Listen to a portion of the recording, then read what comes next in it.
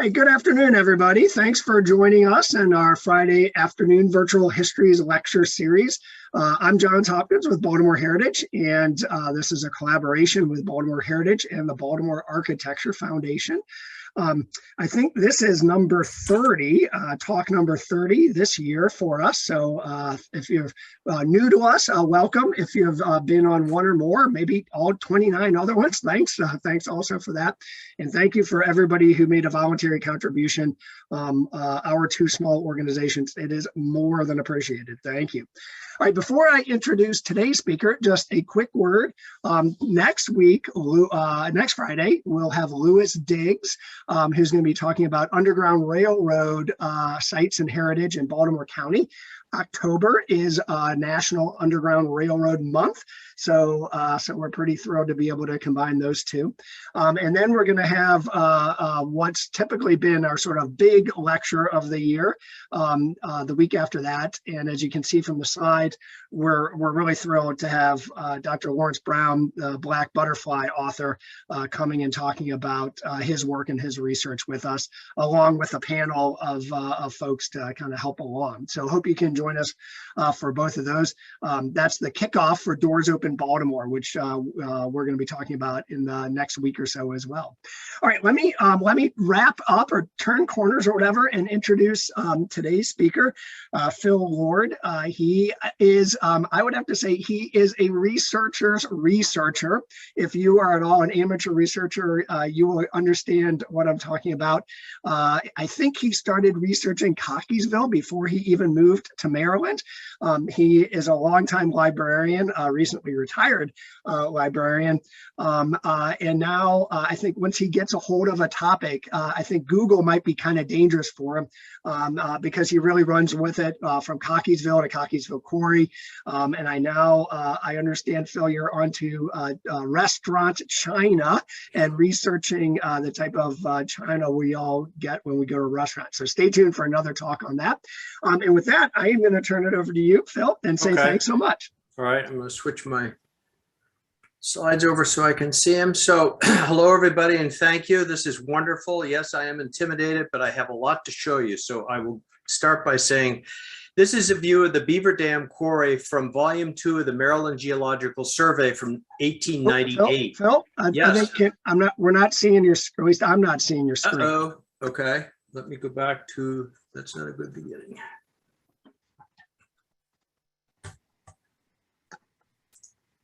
Sorry, everybody. Hold on while we work through our first little glitch. Let's see what's going on here. Trying to have it up. We of course, to pull the curtain back a little bit, we always meet with our speaker 15 minutes before. We actually meet a couple of days ahead of time to do a dry run, and then 15 minutes before this starts to do sort of second dry run.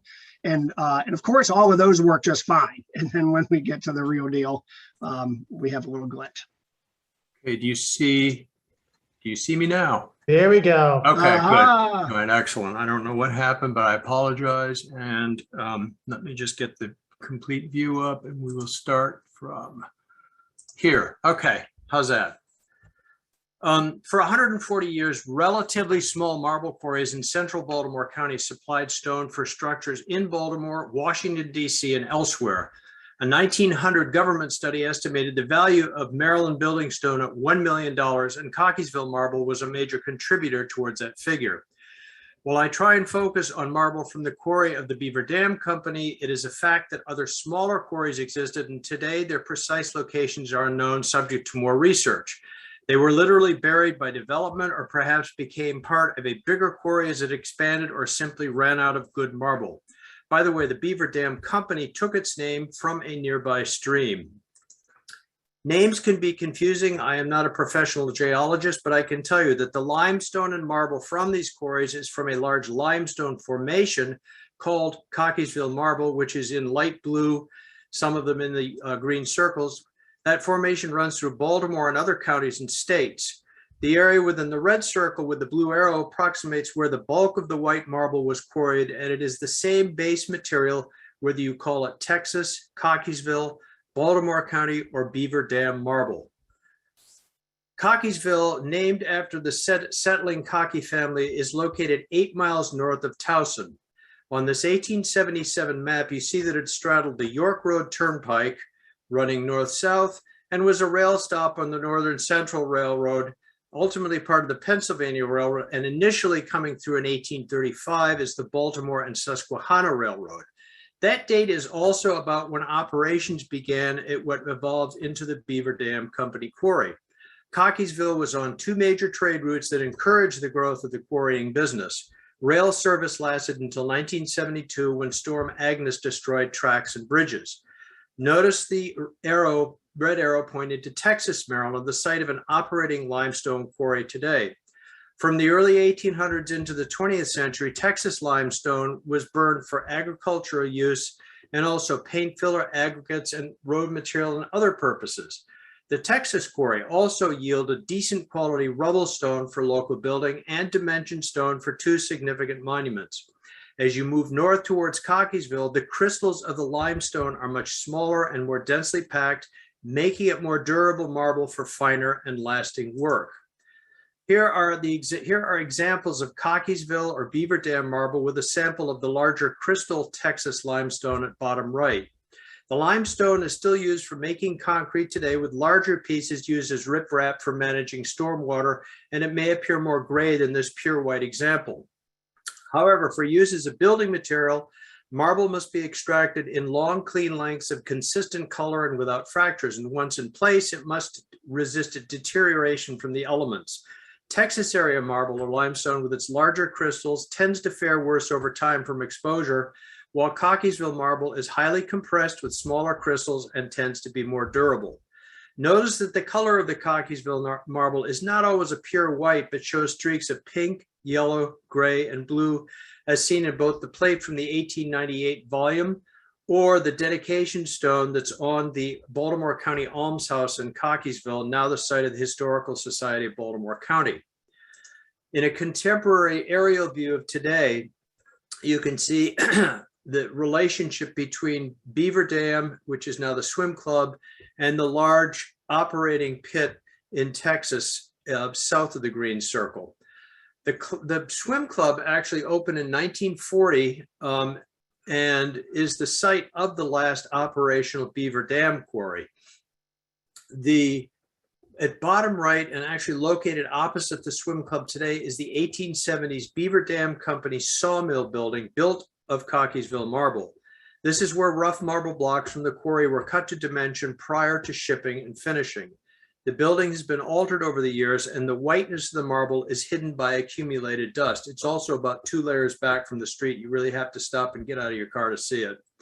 Finally, notice this little red line down here that follows the path of Church Lane in Texas. Texas was a unique quarry village along Church Lane where workers, including many Irish and Italian immigrants, often lived in company homes. An example of one is at left, a beautiful duplex built in 1820 to 1830, but since demolished. St. Joseph's Church at right, opened in 1852, is one of the few surviving buildings along Church Lane, a road that once crossed the railroad tracks and led straight into the working quarry. Both structures were built with Texas marble. Up in Cockeysville, rubble or stone of various size, roughly squared and unfinished blocks, was widely used in building all sorts of structures in the first half of the 19th century. Rubble differs from uniform-sized ashlar blocks used for finer structures and laid in straight level rows or courses. Ashlar is given decorative treatment by hammering or chiseling patterns, or simply smoothed by polishing. At top left, you have the Cockeysville Inn or Hotel, which was a huge structure facing York Road, built before 1820, but demolished in 1980. In the middle, you have the Sherwood Episcopal Church, built in 1835, and its associated rectory. And then at the top, you have the Cockey Homestead, which began as a log house in back, but expanded with this Cockeysville marble portion in front by 1820. There were also company homes for quarry workers in Cockeysville, but those structures are long gone, and the site was covered by the extension of Beaver Dam Road. Now you come to some of the architect design structures, starting with the Baltimore Battle Monument, begun, planned in 1815 and designed by French architect Maximilien Godefroy. It was erected in honor of those who fought and died to defend Baltimore in the War of 1812, and it commemorates the soldiers, not the leaders, and is designed in a unique Egyptian style. The statue representing a figurative Baltimore was made of Italian marble and carved by Antonio Capilano, but I understand it has been replaced by a concrete replica. As far as the stone, the National Register nomination from 1972 refers to its base as constructed of a lower grade local marble, and Howland and Spencer's book on Baltimore architecture says marble from Baltimore County. Not very precise. So given the early date of construction, which lasted approximately 15 years, it is likely Texas area marble. But now look behind the statue in the far right view, and what you see is what was called the Baltimore City Courthouse, opened in 1900 and now known as the Clarence Mitchell Courthouse, designed by architects Wyatt and Knowlting. The Calvert Street facade, which you see here, was the primary entrance and features 8 Ionic monoliths from Beaver Dam, 31 feet high, 38 tons each, and were once called the largest in the world. A monolith is a column carved from a single piece of marble, not segmented. So there are no exterior rings as you look up the shaft.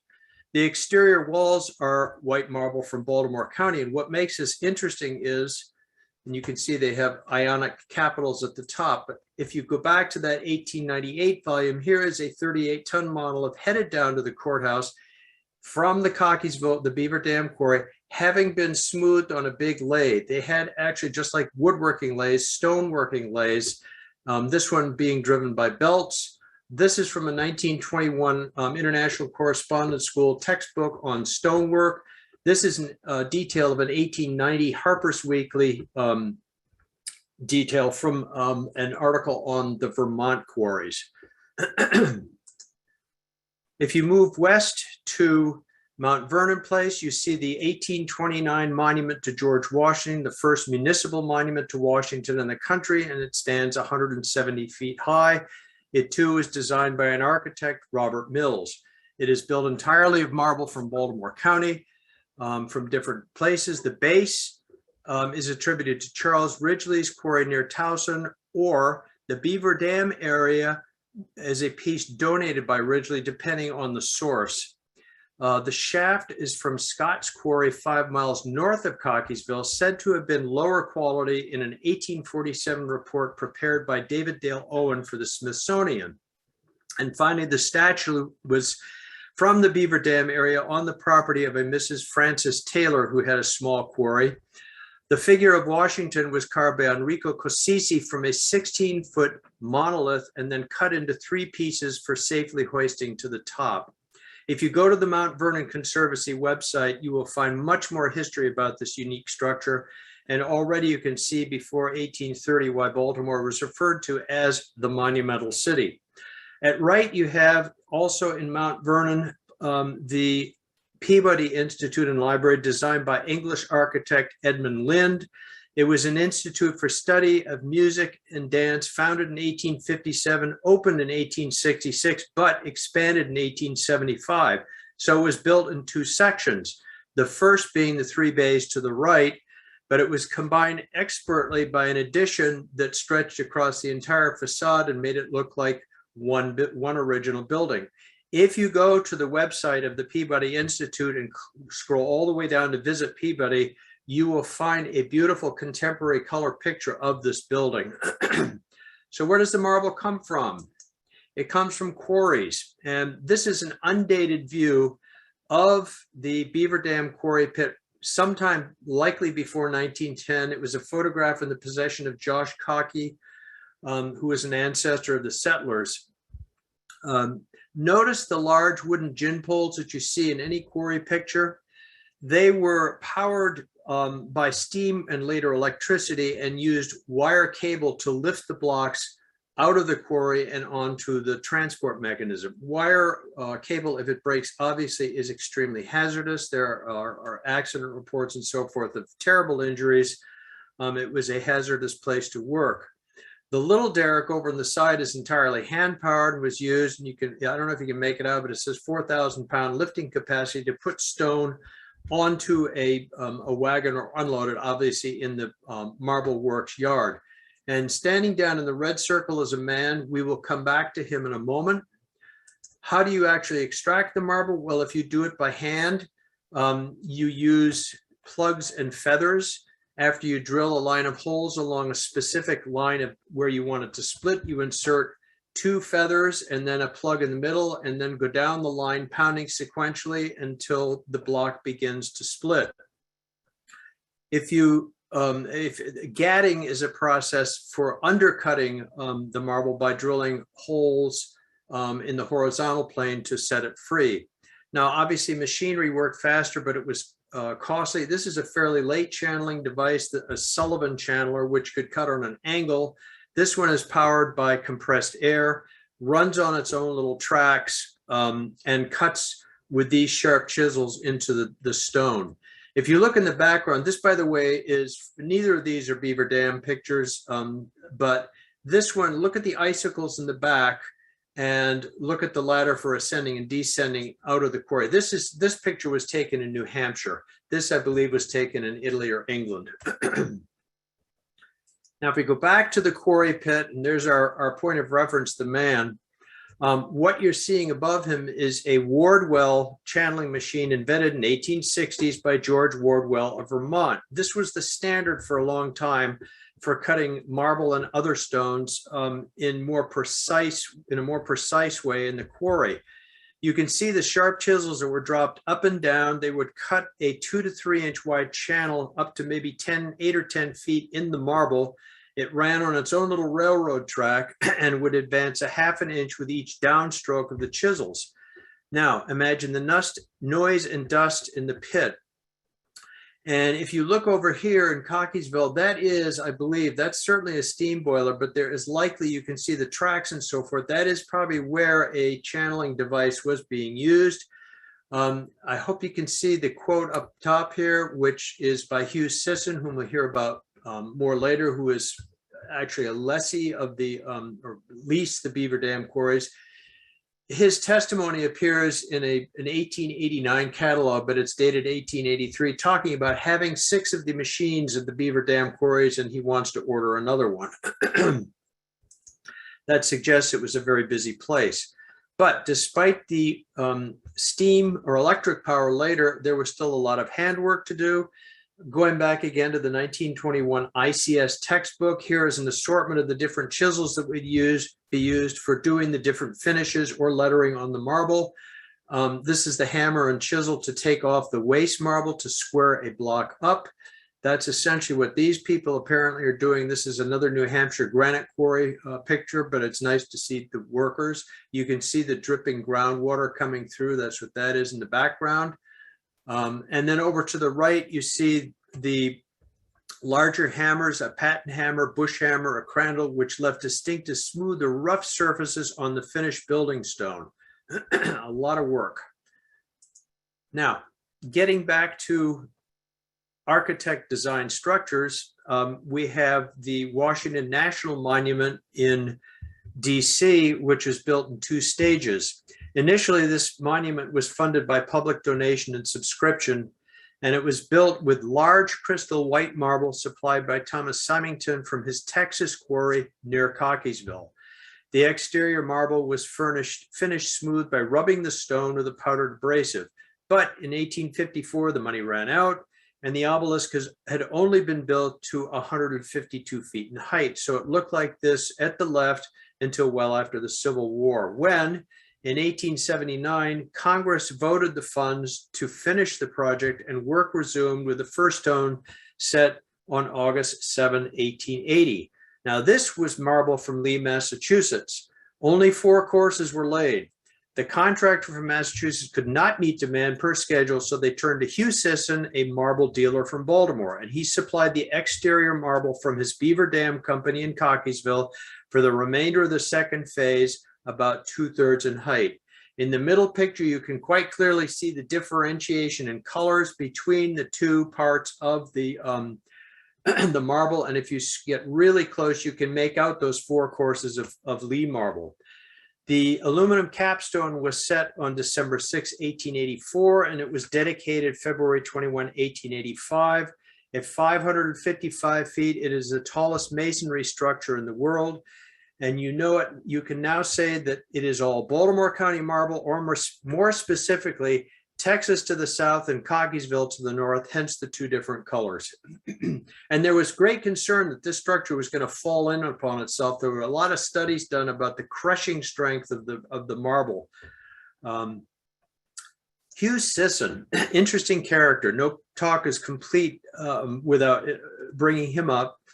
He was proclaimed in one Sun paper article the Marble King of Baltimore at a time when 140 different stone businesses operated in the city.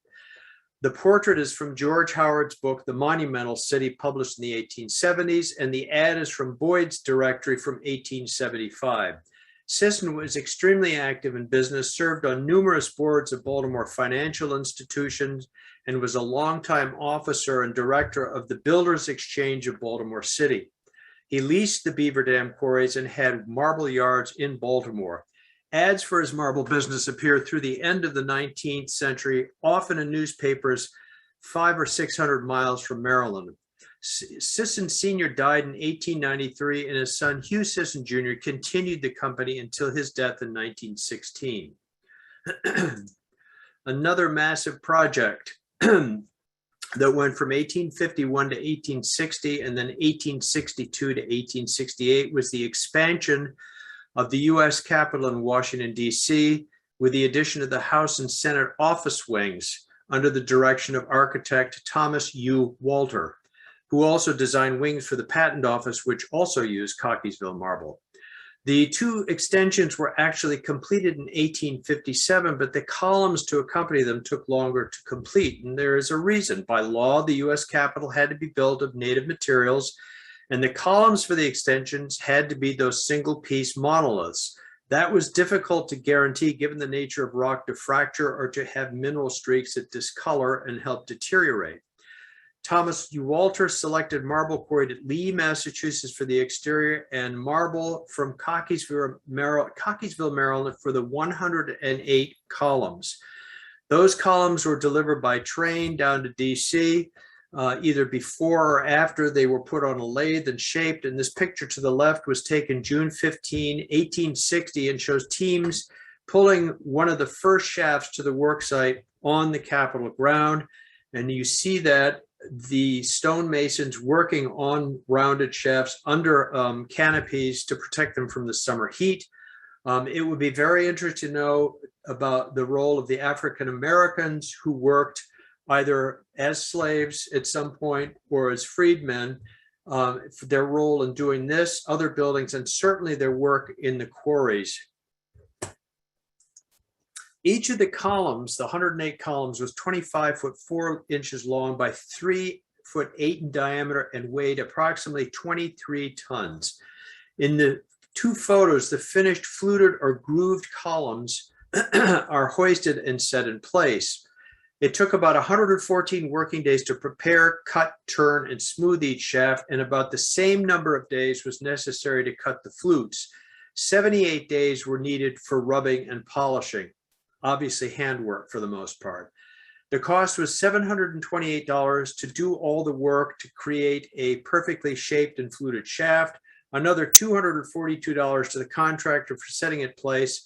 The entire cost of each column was recorded as being $2,370 installed. And you can still see them obviously on those wings of the Capitol today. Now, closer to home, as in Baltimore City, you have the beautiful Baltimore City Hall dating from 1875 and designed by George A. Frederick. Designed in a uniquely American Second Empire style dome respect to the Capitol in Washington, and clad in white Beaver Dam marble supplied by Hugh Sisson, applied over 5 foot thick brick walls.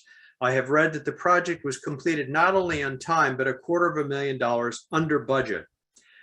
The photo to the right was taken in 1980 and shows the delicately tooled surfaces of the base story Each of those blocks has a draft around it to sort of highlight the work. It may not be very clear, but if you are ever down there, take a close look at the workmanship that has lasted over time.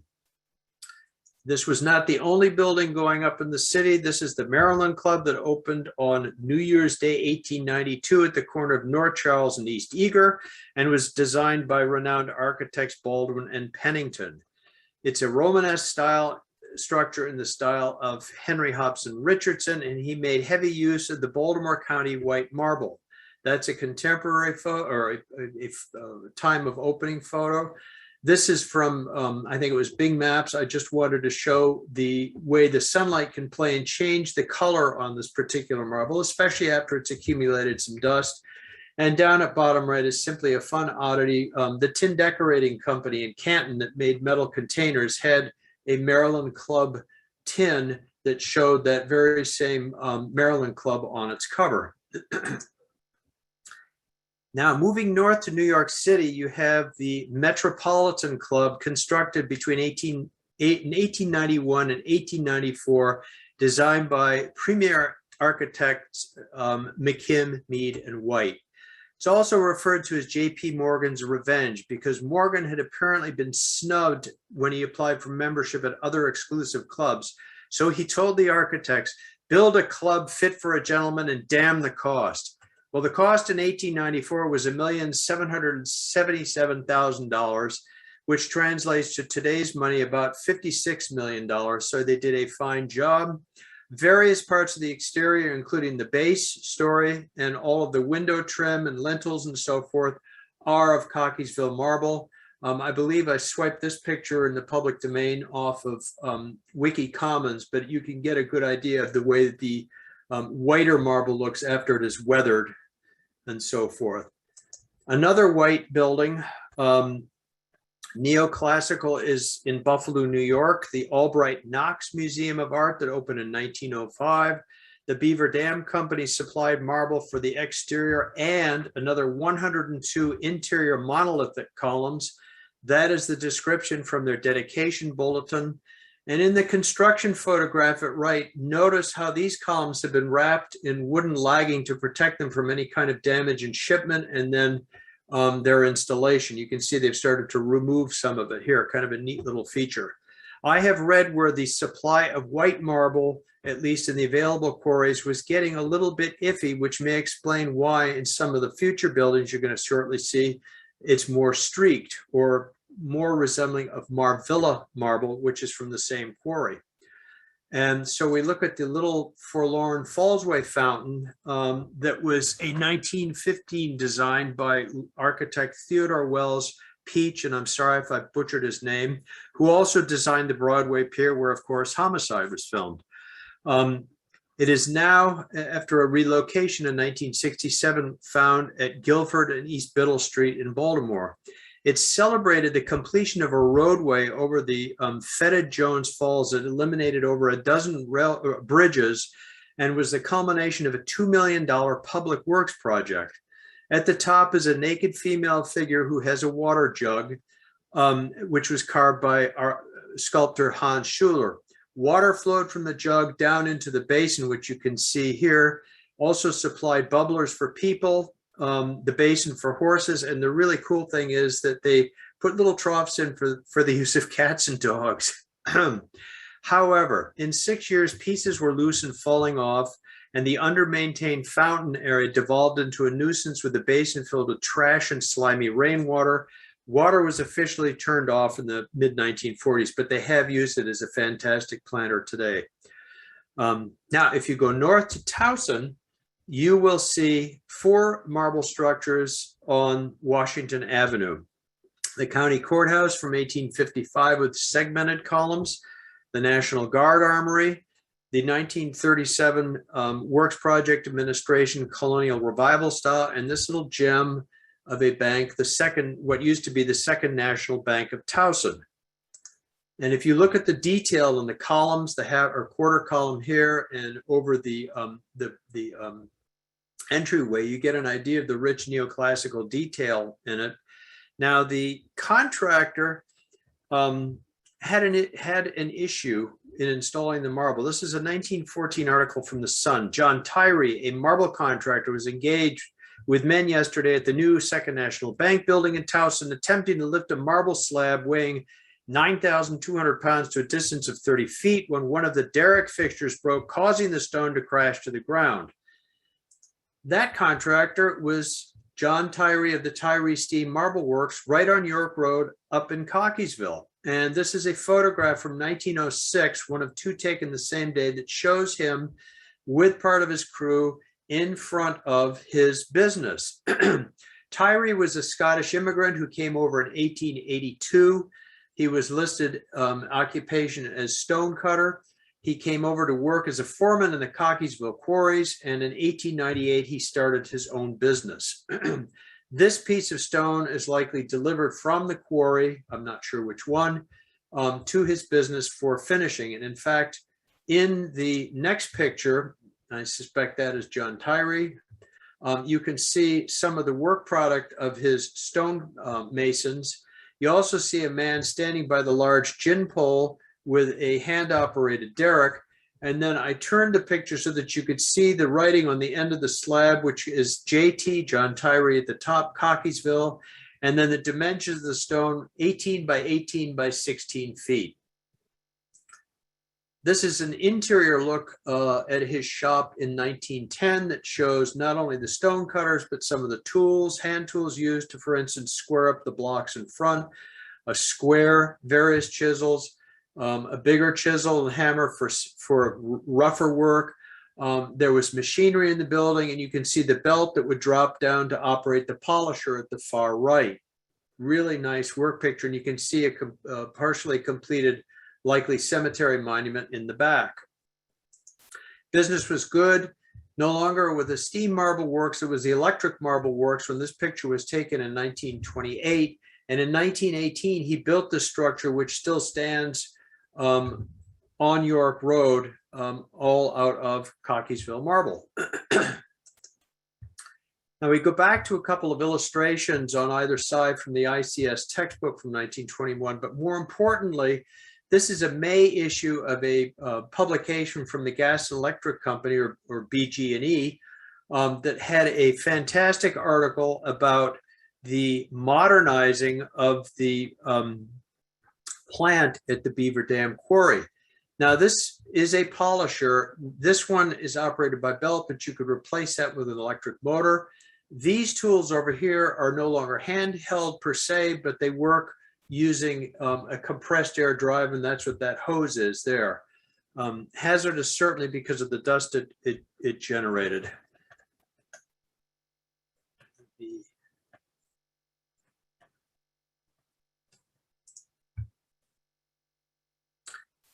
The article in Power Pictorial talked about the modernization of the Beaver Dam plant, replacing steam with electrically driven air compressors to operate quarry machinery and cutting tools. Certainly replacing steam with electricity was a huge cost saver. So there's the newly repowered. This is from the article. That is the sawmill building as it appeared in 1928. The headline is from 1927, talking about Beaver Dam Marble being chosen for a huge project out in Detroit, which was the construction of not a 58-story building, but actually a 30-story building. In 1917, the Beaver Dam Company folks did test borings and then relocated the quarry adjacent to the old in 1918. And they were digging for what was once considered scrap, the multicolored streaked Marvilla marble that was now somewhat preferred over the pure marble. In 27, they secured the contract for $1 million to supply Marvilla marble for the first building of a proposed group of 3 in Detroit. They had to provide 100,000 cubic feet of marble per schedule to meet the terms of the contract that necessitated 24/7, 365 work in the quarries, and they met their deadline and sent the marble out to Detroit, where the Fisher building stands today. You get an idea that certainly the different color, if you contrast it with Baltimore City Hall, that's a detail from the picture at the left. And within their promotional booklet, because this was going to be a big office complex, you can read the praise that they had for the marbles they used. This project was the last big project that I am aware of the Beaver Dam Company. The demand for marble as a building stone decreased. The economics of the Depression certainly didn't help with the high cost of extracting and finishing and transporting marble. And two, styles changed, and there was more use of newer materials such as poured concrete, artificial stone, and glass and steel. By the end of the 1930s, the quarry was filled with water, and in 1940, that 1918 quarry was opened as the Beaver Dam Swim Club. I did speak in 1980 to Mr. George Jack Tyree, who is the third generation operator of the marble business in Cockeysville. He told me that the old white marble quarry, not the swim pond, lies under Beaver Dam Road, along with the company housing building. He also said that between 1960 and 1970, agents from the Vermont Marble Company came down and apparently did test borings and confirmed there is still lots of good quality marble remaining underground. Finally, I asked him, are there business records left from the early 20th century?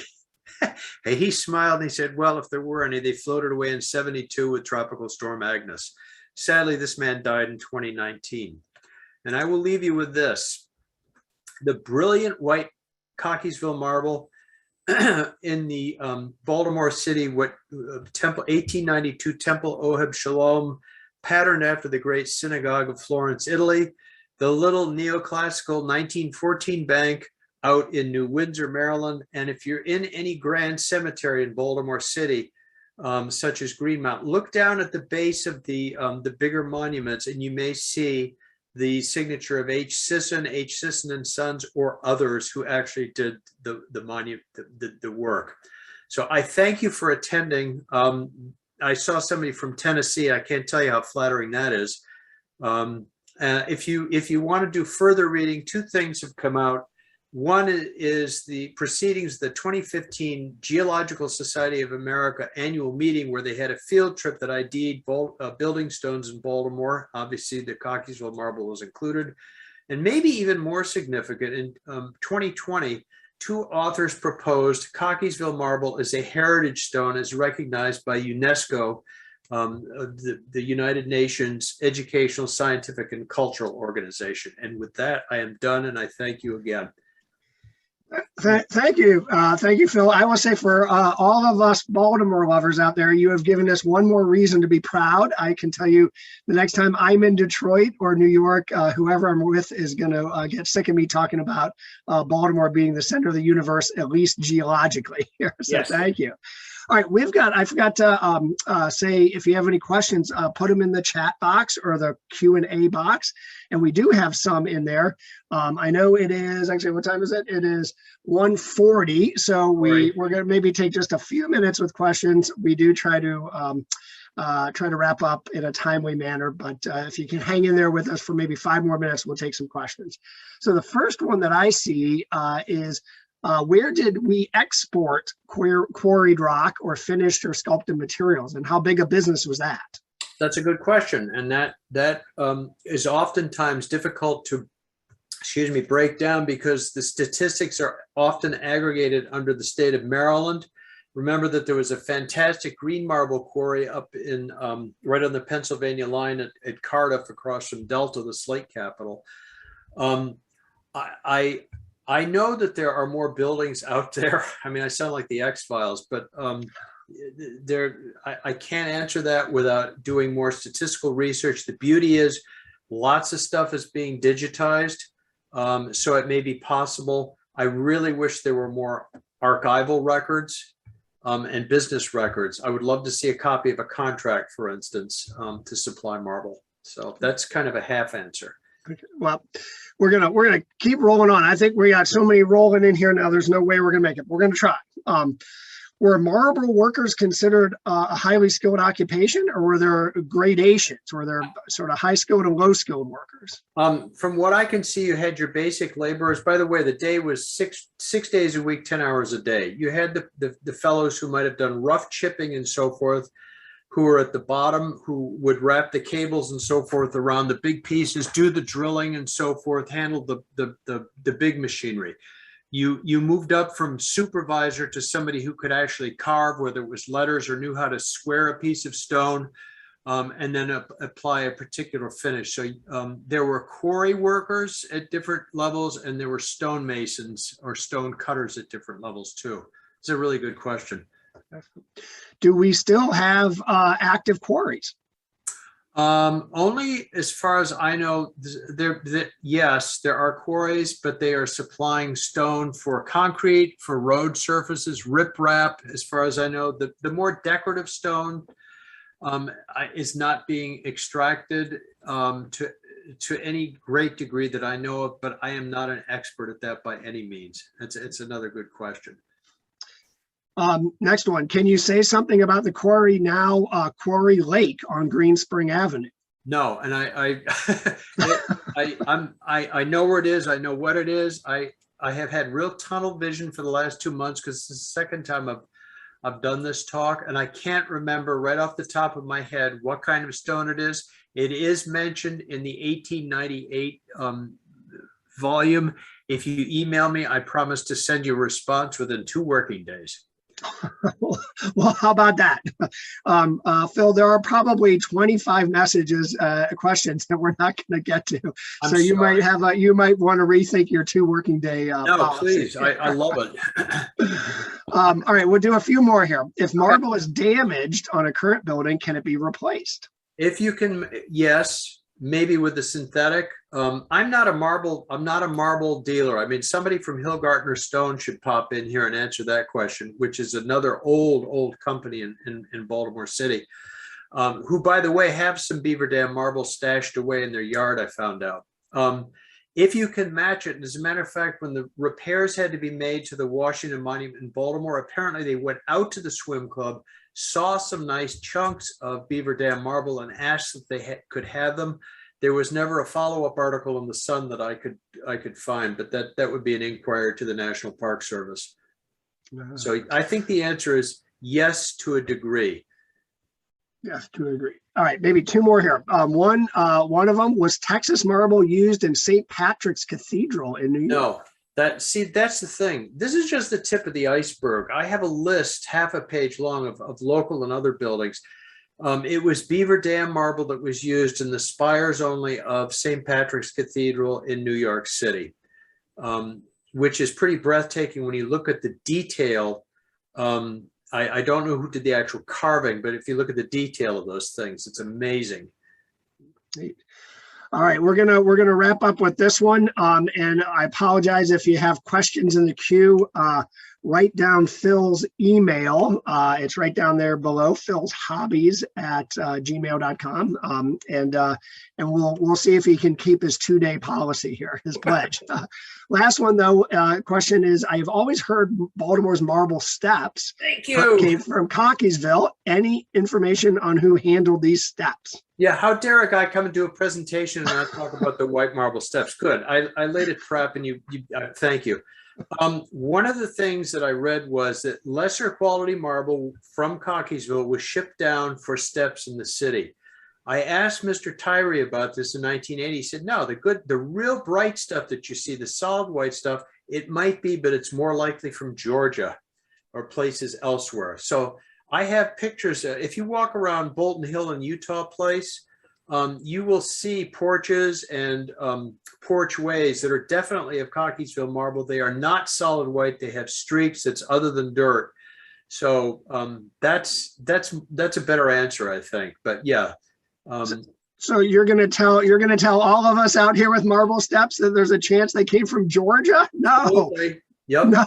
The possibility is that, rows, and I'm thinking of that big long stretch of stairs, I think on Wilkins Avenue of porches. I'll drive down there again, but my hunch is that is not from the Cockeysville quarries. It's just not necessarily the right color or texture. We should have ended before this question. I think. Well, like I say, you don't know where I live, so. All right. In seriousness, thank you very much, Phil. That was fabulous. And half of the comments we got that I thought were questions were people in the chat box basically saying that was fabulous. So we really appreciate it, and thank you everybody for tuning in. Again, Phil, if you have a question and we didn't get to it, our apologies. But Phil's email is there at the bottom. And maybe we have so many. Maybe we'll have to have a stone lecture part 2 at some point. So stay tuned. All right. Thank you, everybody. Have a good weekend.